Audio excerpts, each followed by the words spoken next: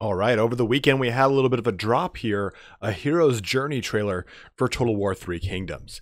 And I'm excited to kind of go through this trailer with you guys to talk about the kind of historical connotations, or at least what this sets up for our story so far. So we've seen some stuff from some of these Total War 3 Kingdoms trailers, right? We've seen Liu Bei, we've seen Sun Quan, we've seen Cao Cao, and I apologize if I butcher any of the pronunciations of these names. Clearly, I am a native English-speaking individual, and I'm Italian, so I just don't know how to pronounce it very well. I do my absolute best. So again, huge disclaimer up front. So we've really kind of seen all the kind of the big heads of the Romance of the Three Kingdoms, right? I guess the heads of each one of the kingdoms. And in this trailer, we get to see a different portion of it. And it's kind of, these trailers have all kind of told a contiguous story. Where we at one time see Liu Bei kind of coming to the table of Cao Cao, like he is going to join him as an ally, and that does happen for a time. And eventually Cao Cao, being the kind of opportunistic man that he is, does betray Liu Bei. We see that kind of coming to the fore right here. So let's move through this trailer slowly here. Beautiful, isn't it? A lovely Jing province. And here he is, right here. We see Zhuge Liang. I looked up like 15 different ways to pronounce that one. That's a pretty hard one for me. But who I will call Kong Ming from the rest for the rest of this, because it's way easier for me to say. So Kong Ming here is this. He is an amazing strategist. He is sometimes referred to as Warlord, or the sleeping dragon, and he is this Confucian legalist. There's these six kind of practices, I guess you could kind of fall into for administration of the sort, and he was a legalist, and he was known far and wide for being a Confucian individual who is very critical of the current events, and that kind of made you an elite in a lot of ways. You kind of had a lot of presence of mind for a lot of stuff. So you have this individual who is known throughout Jing province as being a very good strategist and a very brilliant man for knowing people in and outside of just war. He knew more about the kind of current event at the times, and he knew what was going on. As we kind of push through here, we see the lovely rolling hills of China. Those are some deer. No historical connotation there. Ravaged and abandoned by those unworthy of my ability. This is just kind of setting it all up, and I want you guys to kind of really take in all this right now.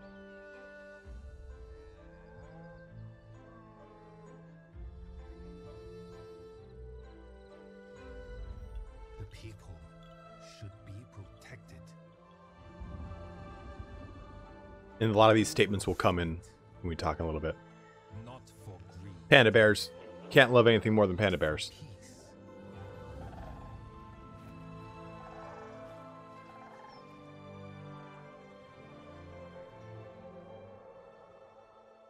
They say there is one, a man of honor.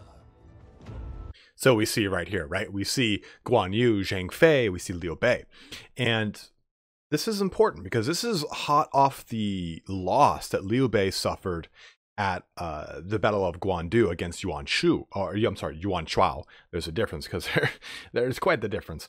Now, what happens here is Liu Bei flees into the Jing province, and he is kind of looking for ways to kind of bolster his army. He's looking to go about and make allies with some of the greatest minds of the land. And actually, the way that the Liu Bei is written is he's that kind of ideal Confucian leader. And so you kind of hear him say, like, hey, is this the man that I should be looking for? It's like, yeah, as a Confucian, you absolutely would want to ally with Liu Bei. And what happens here is that Liu Bei, when he gets into Jing province, Sima Hui tells him, hey, you should go talk to Kong Ming. Kong Ming is the guy you want to talk to because he's got a great mind about this. And he approaches Kong Ming 3 separate times, trying to win him to his side. We see this kind of move forward a little bit. Now, For those of you that are of Eastern culture, you know that that is not the right way to hand someone anything. It's supposed to be two hands with kind of like a triangle formation. I'm not really sure. I mean, I think it's something like I hope you ascend to heaven or something. It's like I read something about like you're trying to point towards them as like defer their veneration or something like that. But you use two hands to kind of hand someone something. So I guess this is, you know, the Creative Assembly is a Western studio, so they're doing what they can in the right in some regards. Now, what this kind of results in is a pretty huge moment.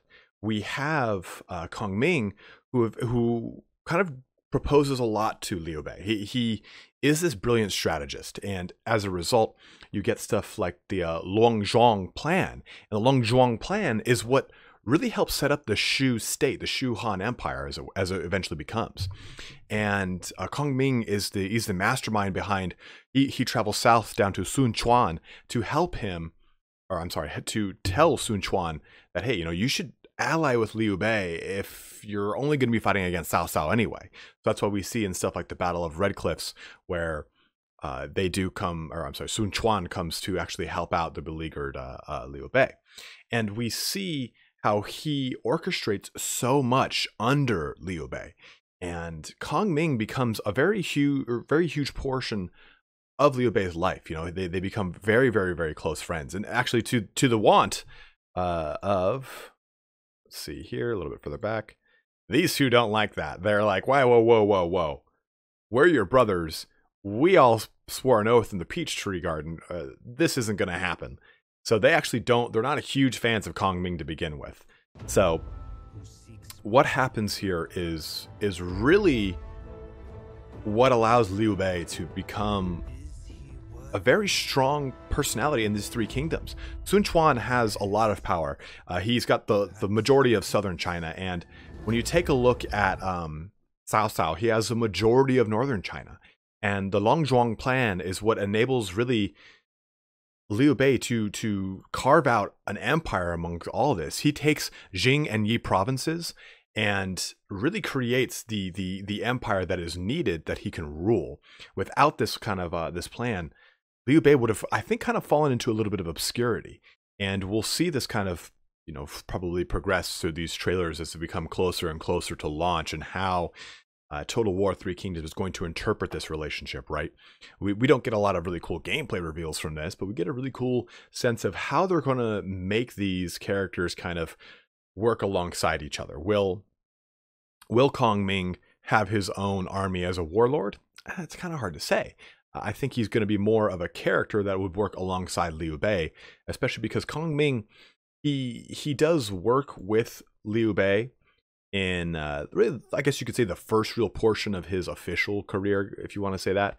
But then he eventually works with Liu Shan, and he works down the line of a lot of the Liu family. And Kong Ming is a huge portion of what makes that empire so successful. And I say that empire because I'm talking about that specific empire of the Shu Han state. So hopefully you guys got a better idea of what's going on here. It is kind of convoluted, and especially if you're coming from a Western culture and you don't really know a lot about the romance of the Three Kingdoms, there's a lot of back and forth between Yuan Shuo, Yuan Shu, Cao Cao, Liu Bei, and even further down into the Jing province. You know, we were talking about the Jing province and how Liu Bei is taking up residence with Liu Biao, who he eventually has to kind of go against to bring the Jing province into the fold here. So there is a lot that kind of goes crazy as he goes about the Longzhong plan to enact it. And that's the kind of, I think that's the hardest thing for any kind of Western, not civilization, but anyone who's a fan of Western history to kind of wrap their mind around, like, because these alliances are not the alliances in the typical kind of Western sense. They're more of these coalitions to fight against enemy of my enemy. As soon as that's done with, we're kind of back on neutral to, you know, not great grounds. And we see that represented in the Three Kingdoms diplomatic kind of approach to things, right? We're going to be seeing things where, yeah, you can make a coalition against someone, but it doesn't necessarily mean you're war allies and you're the firmest of friends. I mean, you take a look at Sun Quan, right? Sun Quan joins up with Liu Bei towards the end of the Battle of Red Cliff. And what And you know the whole thing with if you've seen the movie Battle of Red Cliff, Kong Ming's like, oh, I got a way that we can get arrows, and he brings these barges out that are filled with hay, and you have Cao Cao's army shoots those barges, and it fills up both sides with arrows. That's actually Sun Quan's plan, not Kong Ming's plan. So you can see here that there's been a lot of fudging across the lore, quote unquote, of this, or the history of this. So it is kind of hard to do, to kind of, again, draw a line here. But like I'm saying, Sun Quan eventually actually takes Jing province from Liu Bei towards the end of Liu Bei's life, as they're trying to enact that Longzhuang plan. Basically, they've got that Longzhuang plan going. They have Yi, they've got Jing provinces. Now they're making a big whole. They're called the Northern campaigns or expeditions against Cao Cao. Guan Yu is just kicking ass, and then Sun Quan comes and takes the capital of Jing province. So that's what I mean here by you get a lot of crossover here, and it is really hard to kind of try and keep in order. But you just kind of have to look at the last portion of their name. That typically will help you. The first portion is their family name or their clan name. Like that's why you have Liu Bei, Liu Biao, and all these other Liu Shan. You have all these different variations. They're all kind of the same overall clan or family, I believe it is. And of course, anyone watching this from Eastern cultures, feel free to correct me. I'm not 100% right here. I'm doing the best I can. But as always, guys, thanks so much for watching here today. Hopefully you got a better idea of what this trailer actually means and how it connects us to the other trailers, right? We had that one where Cao Cao's all pissed off and how he meets up with Liu Bei in the end. And this is kind of at the end of that relationship with Cao Cao. You know, you have that kind of fallout already where where Liu Bei is trying to gather heroes to fight against an army that would otherwise have completely crushed and knocked him out of history. So again, guys, thank you so much for watching here today. Have a good one and take care.